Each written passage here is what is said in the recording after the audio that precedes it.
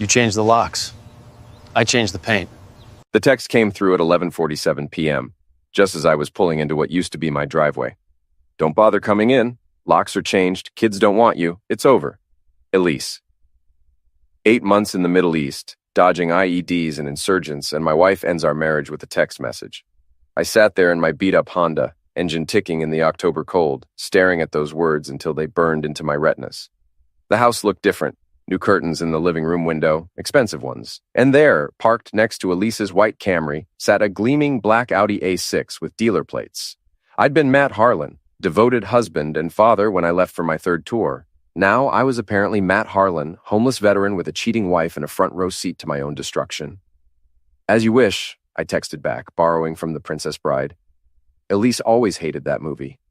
I drove 3 blocks down Maple Street and parked under the broken streetlight near Mrs. Gage's house. The old woman had been our neighbor for 15 years, and she'd sent me care packages overseas. More importantly, she had the best view of our backyard and the sharpest eyes in the neighborhood. Her porch light was on, at midnight. Mrs. Gage never stayed up past 9. I walked up her creaky steps and the door opened before I could knock. Matthew! She stood there in her pink bathrobe, gray hair in curlers, looking like she'd been expecting me. I've been watching for you. Evening, Mrs. Gage. Looks like I'm locked out of my own house. She stepped aside, gesturing me in. Her living room smelled like lavender and disappointment. That man's been there every night for 3 weeks, drives that fancy car like he owns the place. What man? Greg something. Dunlop, I think. Real estate fellow, loud voice, expensive suits. She poured coffee from a pot that had been waiting. Your wife introduced him as her business associate when I asked. I accepted the coffee, letting the warmth seep into my hands. Business associate. At 2 a.m, they're very collaborative. Mrs. Gage had raised 4 sons and buried 2 husbands. She didn't shock easily, but her mouth was set in that particular line that meant she'd seen things that offended her Methodist sensibilities. The children?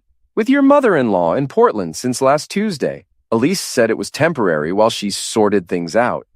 So my kids were safe, at least. That was something. Mrs. Gage, I need to ask a favor. You want to know what I've seen? I want to know everything. She smiled then, the first genuine expression I'd seen all night. Matthew, dear, I've been keeping notes. Mrs. Gage's notes were better than most military intelligence reports I'd seen. Times, dates, license plates, even descriptions of what Greg wore on different visits. The woman had missed her calling as a spy. He's there Tuesday, Thursday, and Saturday nights, regular as clockwork, she explained, flipping through a small notebook. Sometimes Wednesday, too, if Elise gets off work early. I studied her careful handwriting. Greg Dunlop, 38, drove a 2023 Audi A6 with dealer plates from Dunlop Property Solutions. He owned a condo downtown and specialized in flipping houses in the gentrifying neighborhoods near the river. She's been telling people you're not coming back, Mrs. Gage continued. Says you decided to re-enlist permanently. Did she now? The Hendersons believed her. So did the Patels. But I knew better. You sent postcards to my grandson, remember? You were counting days until you came home. I'd forgotten about those postcards. Tommy Gage was 8, same age as my son Max, and I'd promised to send him pictures from overseas. The kid collected them like baseball cards. There's more, Mrs. Gage said, her voice dropping. Last Thursday, I saw them in your backyard. Greg was measuring the deck, taking pictures, had a clipboard and everything. Measuring? Like he was planning renovations. The coffee turned bitter in my mouth. They weren't just having an affair. They were planning a future. In my house, with my kids, spending my money. I pulled out my phone and called the only lawyer I knew, Jake Morrison, who'd handled our wills before I deployed. Matt, Jesus, what time is it? Jake, I need you to file emergency divorce papers. Tonight if possible, first thing tomorrow morning, if not... Silence. Then, what happened? My wife changed the locks and moved her boyfriend in. I need temporary custody of my kids and a freeze on all assets. Slow down. Where are you now? Sitting in my neighbor's kitchen, drinking coffee and planning my counterattack? Jake was quiet for a moment. He'd been a JAG officer before going into private practice. He understood military thinking. Okay, come to my office at 7 a.m. Bring documentation of everything. Bank statements, deployment orders, anything that proves your residence and income. What about the house? Don't go back there tonight. Find a motel. We'll sort out your legal right to return tomorrow.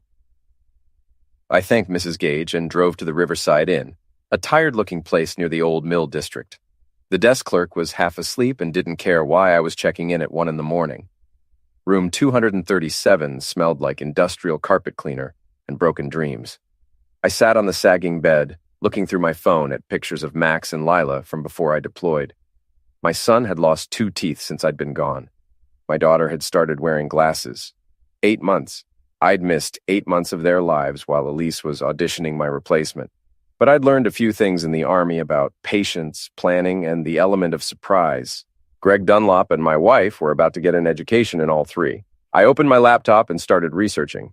Greg Dunlop's social media presence was a masterpiece of narcissistic self-promotion. Instagram shots of him in expensive suits standing next to sold signs. Facebook posts about transforming neighborhoods and creating value. LinkedIn profile boasting about his innovative approach to property development. But social media also revealed weaknesses. Greg liked expensive things he couldn't quite afford. The Audi was leased, his condo was mortgaged to the hilt. And according to public records, Dunlop Property Solutions owed back taxes to the city. More interesting was his history. A quick search of court records showed a restraining order filed by an ex-girlfriend named Amanda Chen 2 years ago. Charges of harassment and property damage, later dropped when Greg agreed to anger management counseling. I screenshot everything. At 6 a.m., I drove to Dunkin' Donuts and called my old Army buddy Wyatt Rodriguez. He ran a garage in the industrial district and knew everyone worth knowing in this town. Holy crap, Matt, when did you get back? Yesterday. Listen, I need a favor. You know anything about a guy named Greg Dunlop, real estate developer? Dunlop? Yeah, I know him. Brought his Audi in for service a few months back. Total prick. Complained about everything, tried to negotiate the bill, hit on my receptionist. Why? He's sleeping with my wife. Wyatt was quiet for a moment. Then, well, okay then. What do you need? Information. And maybe some mechanical expertise. Brother, you just made my day interesting. Meet me at the shop after 9. I'll make some calls.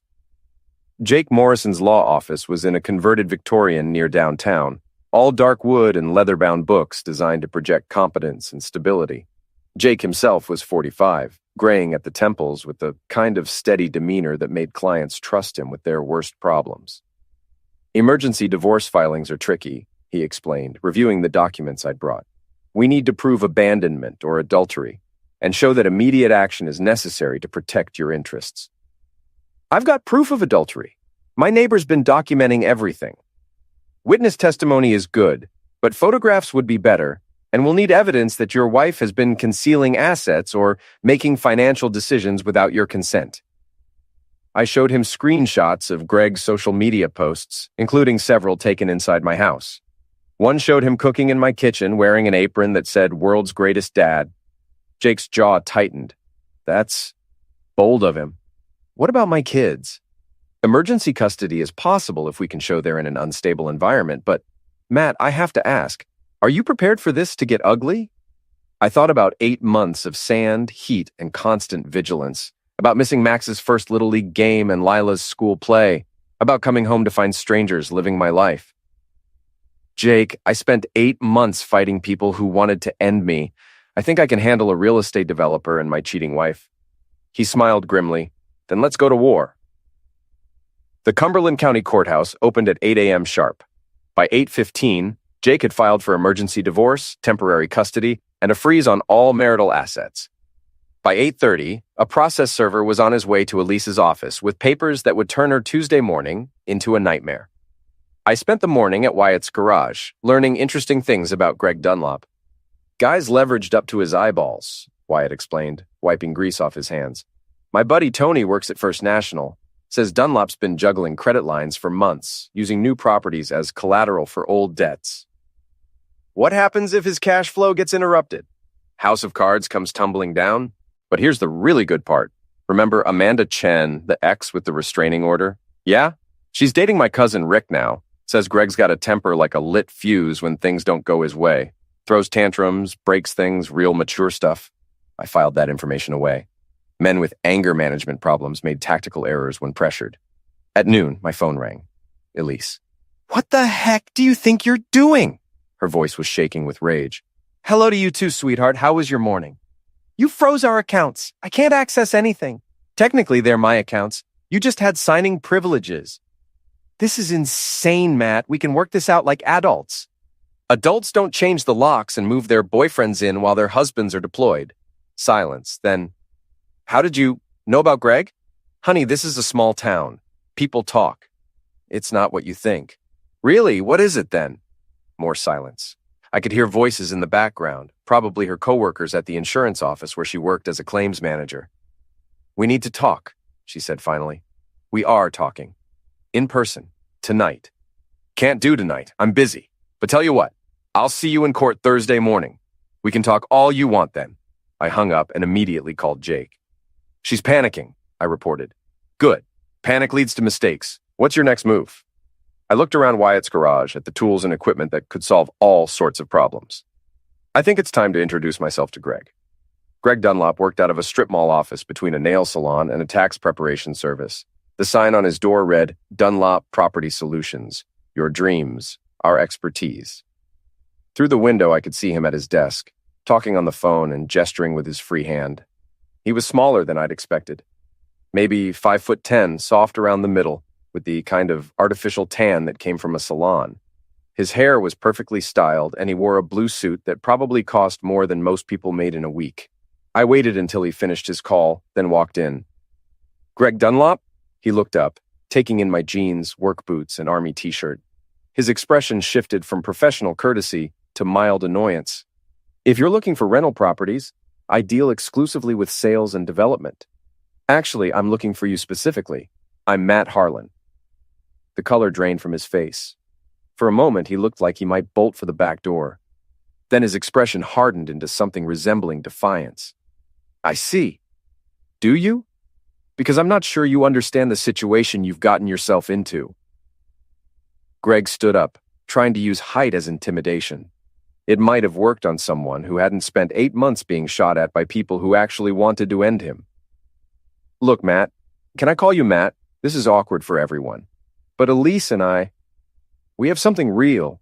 She's been lonely, and you've been gone a long time. 3 tours in the Middle East. I was serving my country. Right, and that's admirable. Really. But relationships need attention, and did you measure my deck for renovations? That stopped him mid-sentence. What? My neighbor saw you in my backyard last week measuring and taking pictures, planning some improvements? Elise mentioned the deck needed work, and I thought, you thought you'd move into my house, sleep with my wife, and redecorate with my money? Greg's face flushed red. Now wait just a minute. No, you wait. I stepped closer, close enough that he had to tilt his head back to maintain eye contact. Here's what's going to happen. You're going to stop seeing my wife. You're going to stay away from my house. And you're going to pray I don't decide to get creative about solving this problem. Are you threatening me? Greg, if I was threatening you, you'd know it. This is just a friendly conversation between neighbors. He tried to puff up, show some backbone. Elise doesn't want you back. She told me all about your marriage, how you were never there even before you deployed. She's moved on, and maybe you should too. I smiled at him, the same smile I'd used on insurgents who thought they were tougher than they were. We'll see about that. I turned to leave, then paused at the door. Oh, and Greg, you might want to check your car. I think you've got a slow leak in your rear tire. Outside, I waited in my Honda until Greg came rushing out to check his Audi. Sure enough, the rear passenger tire was nearly flat. Not dangerous, just inconvenient. While he knelt there examining the tire, I drove past and waved. Sometimes psychological warfare was more effective than direct confrontation. Thursday morning's court hearing was a thing of beauty. Jake had done his homework, presenting evidence of adultery, abandonment, and financial misconduct with the precision of a surgeon. Elise's hastily hired lawyer looked like he'd rather be anywhere else. Judge Patricia Hendricks was a no-nonsense woman in her 60s who'd seen every kind of domestic drama imaginable. She reviewed our evidence with the expression of someone examining a particularly distasteful insect. Mrs. Harlan, she said finally, you changed the locks on the marital residence while your husband was deployed overseas? Elise's lawyer whispered something to her. Yes, Your Honor, but... And you've been cohabitating with another man in said residence? It's not cohabitation exactly. Greg is a friend who... Mrs. Harlan, I've seen the photographs. Unless your friend sleeps on the couch in his underwear, I'd say cohabitation is precisely what this is. The judge awarded me temporary custody of Max and Lila. ordered Elise to move out of the house within 48 hours, and established a schedule for supervised visitation. The asset freeze would remain in place pending full financial disclosure. Outside the courthouse, Elise cornered me near the parking garage. "You son of a witch. You planned this whole thing." "I planned to come home to my family. You planned to replace me. Which one of us is the son of a witch?" "The kids won't understand. They'll think I abandoned them." "You did abandon them. You shipped them off to your mother's so you could play house with your boyfriend." Her face crumpled, and for a moment she looked like the woman I'd married 12 years ago. Then the mask snapped back into place. "This isn't over, Matt." "No, it's not, but you're not going to like how it ends." That afternoon, I drove to Portland to pick up Max and Lila from Elise's mother. The kids were confused but happy to see me, full of questions about why Mommy wasn't coming home and whether I was staying this time. "I'm staying," I promised, and meant it. But my problems with Elise were just beginning. Over the next 2 weeks, she launched a campaign designed to isolate me from our mutual friends and turn public opinion against me. It started with Tom and Jennifer Walsh, a couple we'd socialized with for years. Tom was a contractor Jennifer taught at the elementary school. They'd been to our house dozens of times, knew our kids, had seemed genuinely happy when I came home from previous deployments. Jennifer called on a Tuesday evening. "Matt, we heard about the divorce. We're so sorry." "Thanks, Jen. It's been rough, but we're managing. Listen, Tom and I were talking, and we think maybe it would be better if we took a step back. From the situation, I mean." "What situation?" "The divorce, the conflict between you and Elise. We don't want to take sides." "I'm not asking you to take sides. I'm asking you to be my friends." "It's complicated, Matt. Elise says you've been threatening Greg, and there was some kind of incident at his office." So Elise was spinning the story, painting me as the unstable veteran who couldn't handle his wife moving on. Classic manipulation, turning the victim into the aggressor.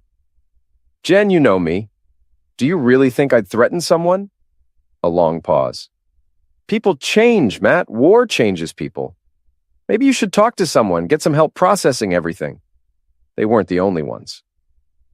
Over the next week, I got similar calls from 3 other couples in our social circle, all expressing concern, all suggesting I might need professional help, all politely but firmly cutting me out of their lives. By the following weekend, I was persona non grata at the coffee shop where we used to meet for weekend breakfast, unwelcome at the neighborhood barbecues, excluded from the informal network of parents who organized kids' activities. Elise had played it perfectly, positioning herself as the victim of an unstable, potentially dangerous ex-husband, while Greg played the role of supportive friend helping her through a difficult time. But she'd made one crucial error. She had underestimated how much I'd learned about patience and long-term planning. The first phase of my counteroffensive targeted Greg's business reputation. A few carefully placed phone calls to city inspectors resulted in surprise visits to 3 of his current renovation projects. Turns out Greg had been cutting corners on permits and safety regulations. Nothing major, just enough violations to generate stop work orders and delay his timelines. In the construction business, delays meant cost overruns, and cost overruns meant unhappy investors. Phase 2 involved Greg's personal life. I'd kept in touch with Amanda Chen, his ex-girlfriend, through Facebook. She was happy to share stories about Greg's temper, his financial problems, and his habit of cheating on girlfriends with clients. "He's a narcissist," she explained over coffee at a diner across town. "Everything's about image with him. The car, the clothes, the condo, it's all borrowed money and credit cards, and when the stress builds up, he explodes." "What kind of explosions?" "Screaming, throwing things, punching walls. Never hit me, but he came close a few times. That's why I got the restraining order." I filed that information away and moved to Phase 3, social media warfare. Greg's Instagram account was public, full of photos showing off his lifestyle and business success. I created a fake account and started leaving comments on his posts. Nothing threatening or obvious, just questions that highlighted inconsistencies. "Nice car. Is that the same model that got repossessed from the Riverside project? Great suit. Is that from the same tailor who's suing for unpaid bills? Beautiful condo. Didn't the HOA put a lien on this building last month?" Other people started asking similar questions. Greg's comment sections became minefields of embarrassing inquiries about his finances and business practices. Within 2 weeks, his social media presence went from confident self-promotion to defensive damage control. But the real breakthrough came from an unexpected source. Mrs. Gage. Matthew, dear, I think you need to see this. She handed me a manila envelope filled with photographs taken with a telephoto lens. Greg and Elise arguing in my backyard. Greg throwing what looked like a tantrum, gesturing wildly while Elise tried to calm him down. And in the final photo, Greg's hand raised as if to strike her. When was this taken? Last Tuesday night. They've been fighting more lately, loud enough that I can hear them through the windows. The photos were dated and time-stamped. Perfect documentation of Greg's anger management problems, taken from Mrs. Gage's property without trespassing or invasion of privacy. Mrs. Gage, you're a treasure, she smiled. I told you I was keeping notes. The confrontation I'd been expecting finally came on a Thursday night. I was helping Max with his homework when the doorbell rang. Through the peephole, I could see Tom and Jennifer Walsh, along with another couple from our former social circle, Dave and Sarah Peterson. I opened the door, but I didn't invite them in. Matt, we need to talk, Tom said. His face was flushed, and his hands were clenched at his sides. About what? About the harassment, Jennifer said. About what you've been doing to Greg and Elise. I haven't been harassing anyone.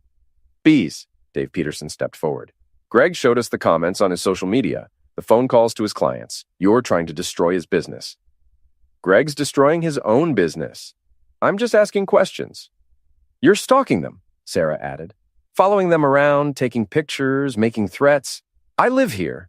This is my house, my neighborhood. If they don't want to see me, maybe they shouldn't drive past my place every night. Tom's face got redder. You need to back off, Matt. This obsession isn't healthy. Obsession? My wife cheated on me while I was deployed, moved her boyfriend into my house, and tried to steal my kids. What part of that should I be okay with? People grow apart, Jennifer said. Marriages end. But you're taking this too far. How far is too far? Should I just let them take everything and disappear quietly? You should get help, Sarah said. Professional help. This behavior, it's not normal. I looked at these people, who'd been my friends for years, who'd eaten at my table and played with my children, who were now standing on my doorstep telling me to accept my wife's betrayal like a civilized human being. You want to know what's not normal? I said. Having your friends abandon you because your wife spins a better story than you do. Having people who've known you for years suddenly decide you're dangerous because you won't roll over and play dead. Matt, Tom started. No, let me finish. You came here to tell me to back off, right? To stop making trouble for poor Greg and Elise? Well, here's my answer. Go to heck. Dave stepped forward, chest puffed out. You can't talk to us like that. I can talk to you however I want. This is my house, and you're not welcome here. We're trying to help you, Jennifer said. No, you're trying to help yourselves. You don't want to deal with the messiness of taking sides, so you've decided I'm the problem. Well, congratulations. You picked a side after all. I started to close the door, but Tom put his hand against it. This isn't over, Matt. If you keep harassing Greg and Elise, there are going to be consequences. I opened the door wider and stepped onto the porch, close enough that Tom had to look up to meet my eyes. What kind of consequences, Tom? His mouth opened and closed like a fish. Behind him, Dave was trying to look tough while simultaneously edging toward the sidewalk. Legal consequences, Tom said finally. Bring it on. I've got a lawyer and I've got documentation of everything I've done. Can Greg say the same?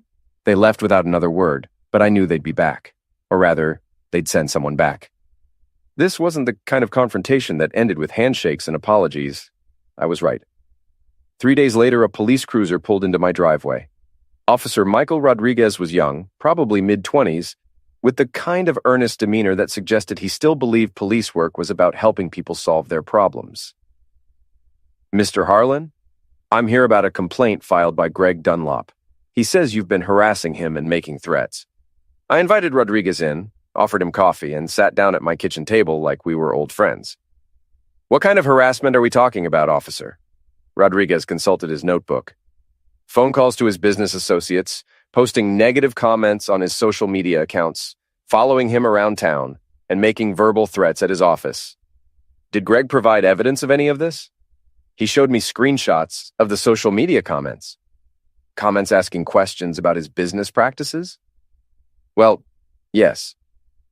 Officer Rodriguez, is it illegal to ask questions on social media? The young cop looked uncomfortable. Not exactly, but what about the phone calls? Did he record any threatening conversations? No, but the following? Did anyone see me stalking Mr. Dunlop? Mr. Harlan, I understand you're going through a difficult divorce. Officer, I'm going through a difficult divorce with my wife, not with Greg Dunlop. My interactions with Mr. Dunlop have been minimal and entirely legal. I pulled out my phone and showed him screenshots of my own social media activity. These are the comments in question. As you can see, they're all public information, easily verified through city records and court documents. Rodriguez studied the screenshots. These are, actually, pretty factual. Greg Dunlop is a public figure running a business that affects this community. Citizens have a right to ask questions about his practices, especially when those practices involve safety violations and unpaid taxes. What about the verbal threats? I visited his office once, introduced myself, and suggested he might want to reconsider his relationship with my wife. No threats were made. He says you intimidated him. Officer, I'm a combat veteran. Some people find that intimidating regardless of what I say or do. Is that my fault? Rodriguez closed his notebook. Mr. Harlan, I have to ask. Are you planning to escalate this situation? I'm planning to protect my children and my legal rights.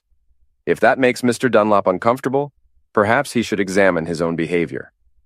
After Rodriguez left, I called Jake Morrison. They're trying to build a harassment case, I explained. Based on what? Social media comments and hurt feelings? Jake laughed. Matt, unless you've been making explicit threats or engaging in clearly illegal behavior, they don't have a case. But this tells me they're getting desperate. Desperate people make mistakes.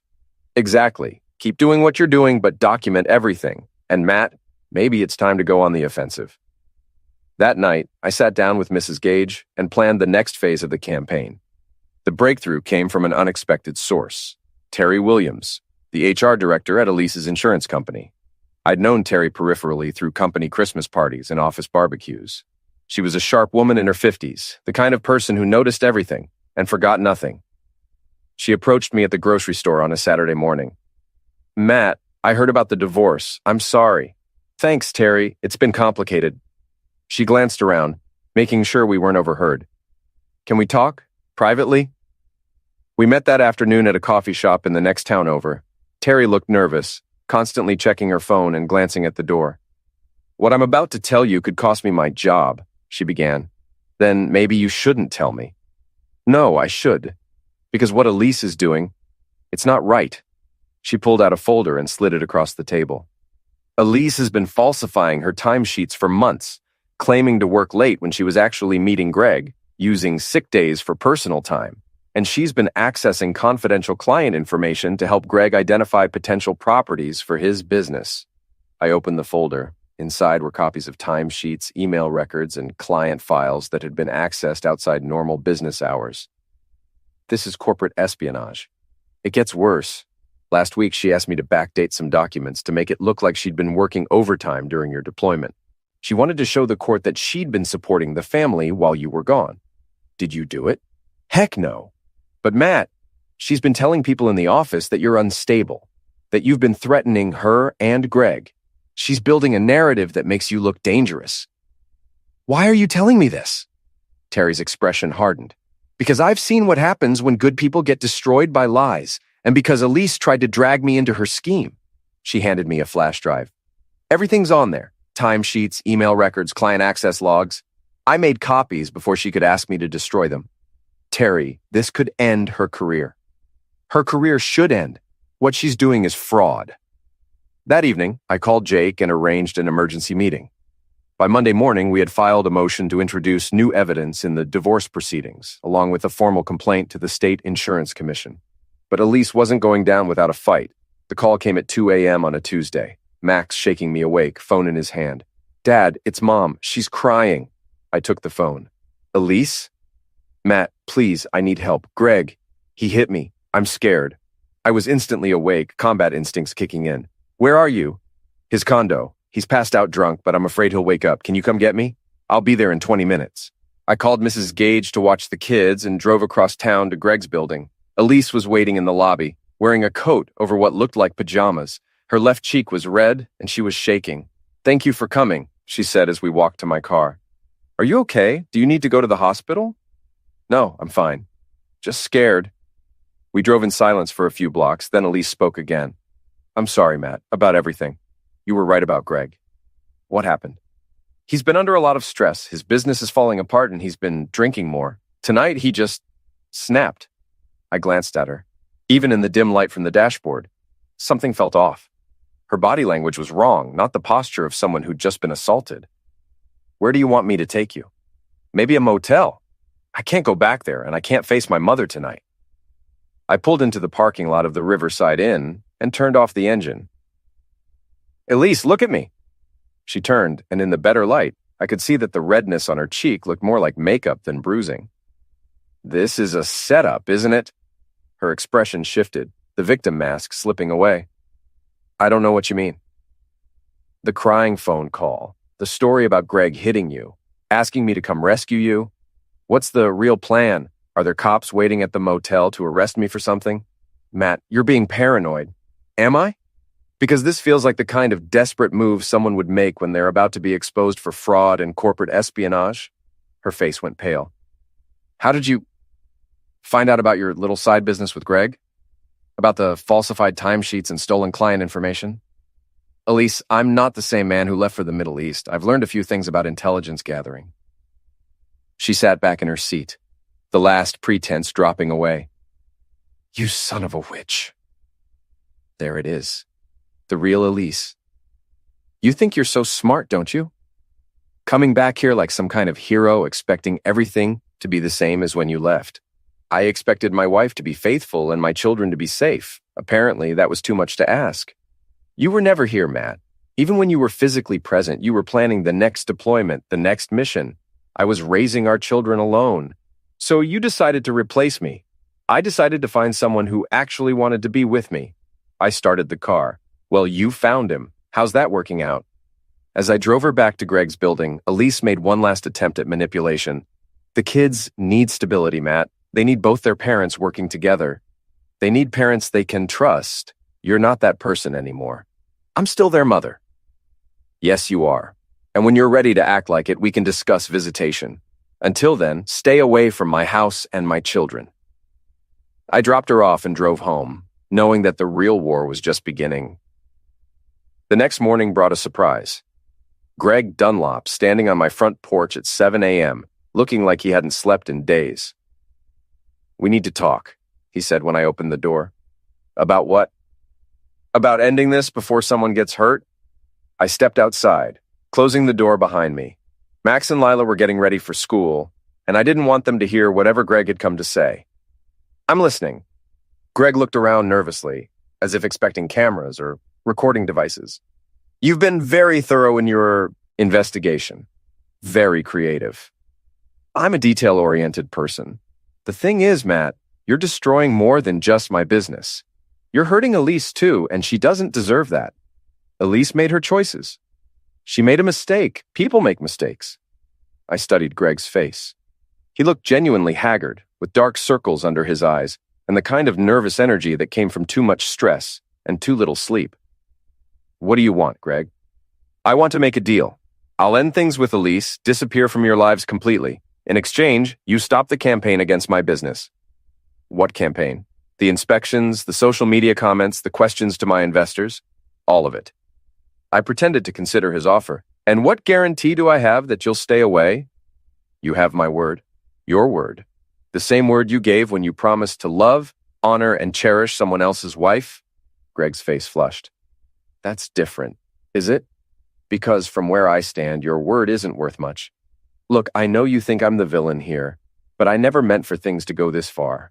Elise and I, it just happened. Nothing just happens, Greg. You made a series of choices. You chose to pursue a married woman. You chose to move into my house. You chose to plan a future with my family. Those weren't accidents. You're right, and I'm trying to make it right now. By offering to disappear? That's not making it right. That's just cutting your losses. Greg's composure cracked. What do you want from me? You want me to grovel? You want me to pay you money? What? I want you to face the consequences of your choices, just like everyone else has to. You're going to destroy me. Greg, I'm not destroying you. I'm just refusing to help you avoid the natural consequences of your own actions. He stood there for a moment, looking like a man who'd finally realized he was in over his head. Then he turned and walked back to his Audi. But I knew this wasn't over.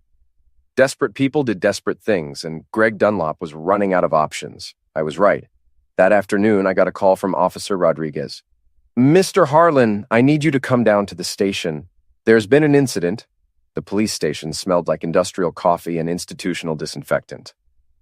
Officer Rodriguez led me to a small interview room where Detective Sarah Chen was waiting. "Mr. Harlan, thank you for coming in. I'm Detective Chen, and I'm investigating an allegation of assault made by Greg Dunlop." I sat down across from her, noting the recording equipment on the table. "What kind of assault?"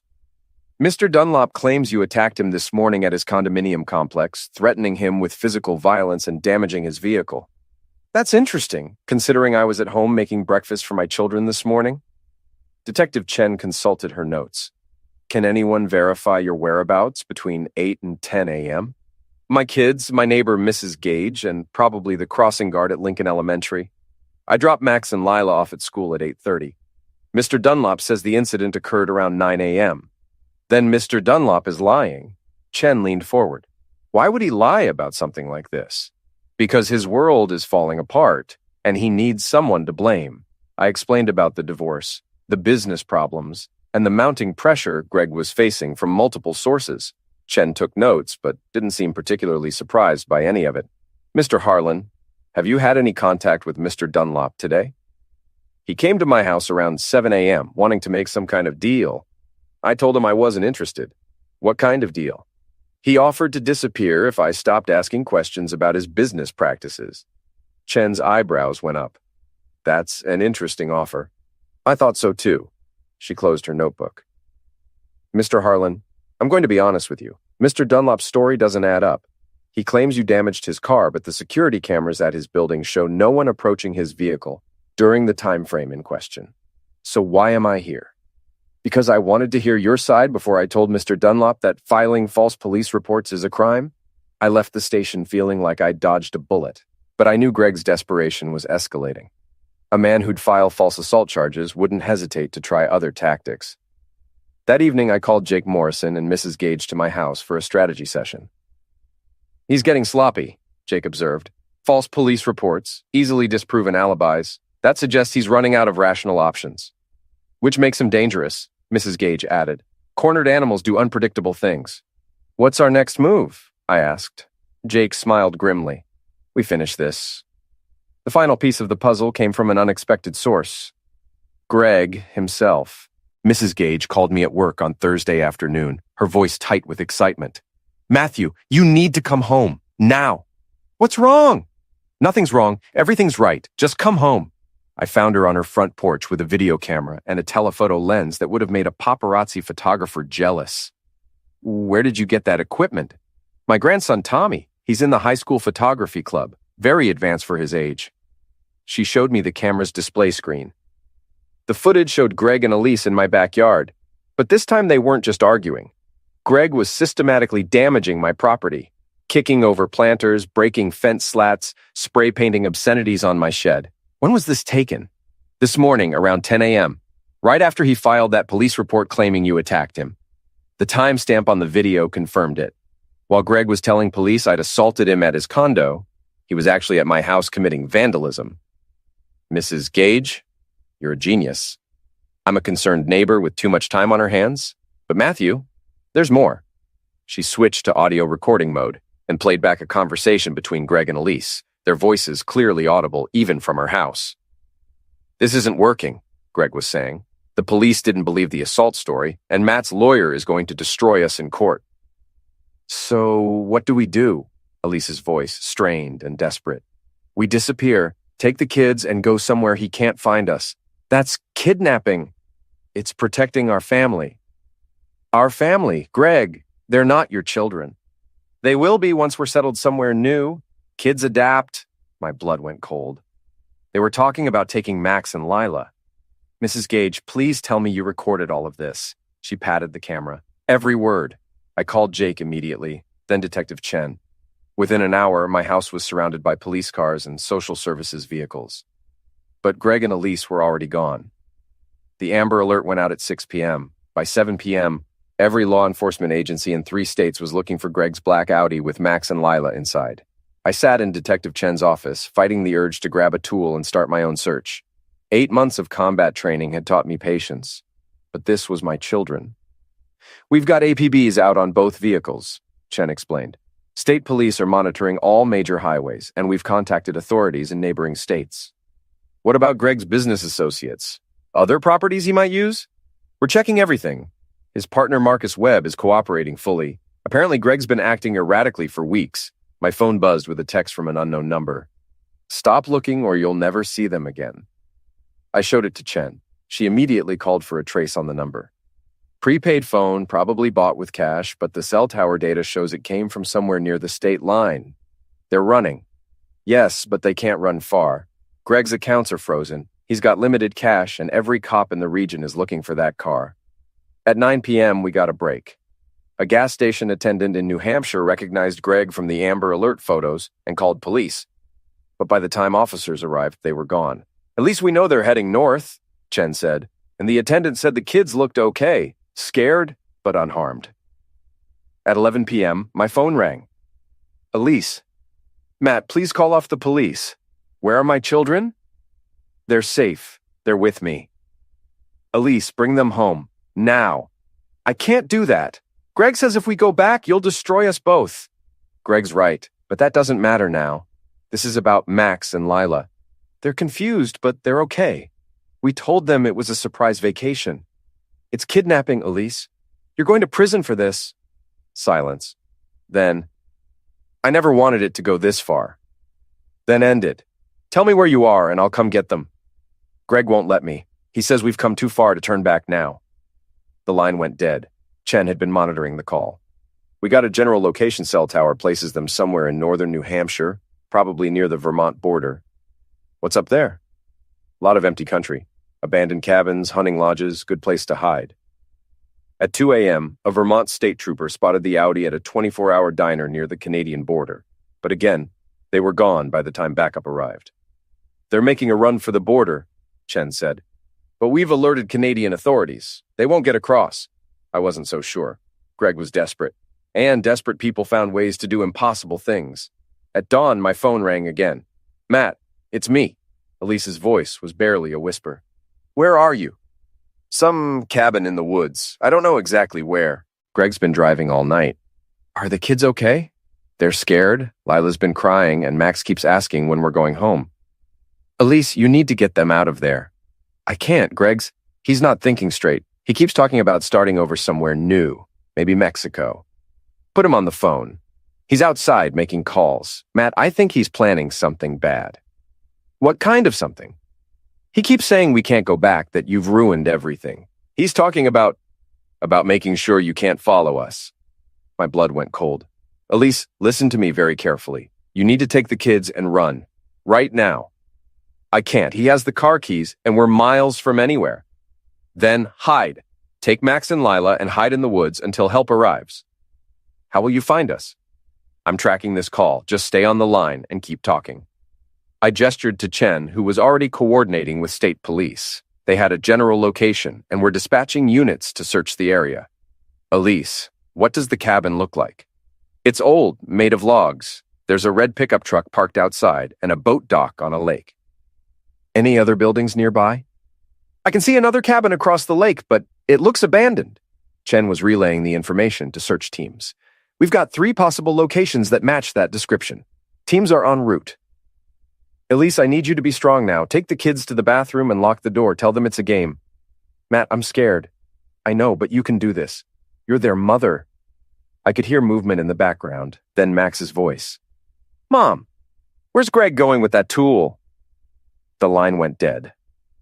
The helicopter ride to the search area was the longest 20 minutes of my life. Detective Chen had convinced her superiors to let me come along as a civilian consultant, but really, I think she understood that no force on Earth was going to keep me away from my children. "We've got eyes on the cabin," the pilot reported. "Black Audi parked outside, smoke coming from the chimney." Through the helicopter's window, I could see the remote cabin nestled among pine trees at the edge of a small lake. It looked peaceful, like a vacation postcard, but somewhere inside that cabin, A desperate man with a tool was holding my children hostage. SWAT team is in position, Chen said, monitoring radio chatter. They're waiting for your signal. The helicopter landed in a clearing half a mile from the cabin. I followed Chen and the tactical team through the woods, every combat instinct I'd ever learned screaming at me to move faster, get there sooner, end this now. But this wasn't the Middle East. These weren't insurgents. This was a scared man who'd made a series of terrible choices and couldn't see a way out. Through binoculars, I could see Greg pacing back and forth in front of the cabin's main window. He was holding what looked like a hunting rifle, gesturing wildly as he talked to someone inside. "Can you see the children?" the SWAT commander asked. "Negative, but there's movement in what looks like a back bedroom." My phone buzzed. Text message from Greg's number. "Come alone, or people get hurt." "Absolutely not," Chen said when I showed her the message. "He's not going to hurt the kids. This is about me. Matt, you're not trained for hostage negotiation. I'm trained for combat, and I know both of these people better than anyone else here." The SWAT commander studied the cabin through his scope. One access road, no back exit, clear fields of fire from multiple positions. If we have to take him down, we can do it clean. "What about the children?" "That's the risk." I made my decision. "I'm going in." "Matt," Chen started. "Not alone, with backup, but I'm the one who talks to him."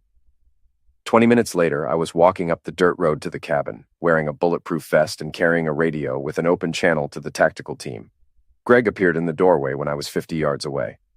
"That's far enough," he called out. "Greg, let's talk about this." "Nothing to talk about. You destroyed my life.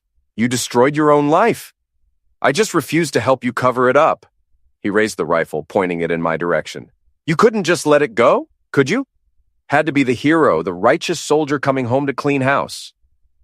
"I came home to my family. You were living in my house." "She didn't want you back, Matt. She told me all about your marriage, how you were never really there even before you deployed. Then why are you holding her and my children with a tool?" That seemed to break through his delusion. Greg's face crumpled, and for a moment, he looked like what he really was, a small-time con man who'd gotten in over his head. "I don't know," he said quietly. "I don't know how it got this far. It doesn't have to go any farther. Let Max and Lila go, and we can work this out." "Work what out? I'm going to prison. My business is gone. Everyone thinks I'm a monster." "Greg, you're not a monster. You're a man who made some bad choices, but it's not too late to make a good one." The cabin door opened, and Elise appeared with Max and Lila. My children looked terrified but unharmed. "Daddy!" Lila broke free from her mother and ran toward me. "No!" Greg swung the rifle toward her. That's when my combat training took over. I covered the distance between us in 3 seconds, tackling Greg before he could aim properly. The rifle went off, the shot going wild into the trees. We hit the ground hard. Greg underneath me, the wind knocked out of both of us. By the time we untangled ourselves, the SWAT team had surrounded us, and Max and Lila were in their mother's arms, crying, but safe. Greg didn't resist as they cuffed him. He looked broken, defeated, like a man who'd finally run out of schemes and excuses. "I never meant for anyone to get hurt," he said as they led him to the police car. "But you didn't care if anyone got hurt either," I replied. Elise approached me as the paramedics checked over the kids. "Matt, I'm sorry. I'm so sorry about all of this." "Are you, or are you just sorry you got caught?" She didn't have an answer for that. The drive back to town gave me time to think about what came next. Greg would go to prison for kidnapping, among other charges. Elise would face her own legal consequences, though probably not as severe. The divorce would be finalized, custody would be settled, and eventually life would return to some kind of normal. But the real victory wasn't legal or financial. It was seeing Max and Lila safe in the back seat of the police car, asking if we could stop for ice cream on the way home. 3 months later, I stood in my backyard.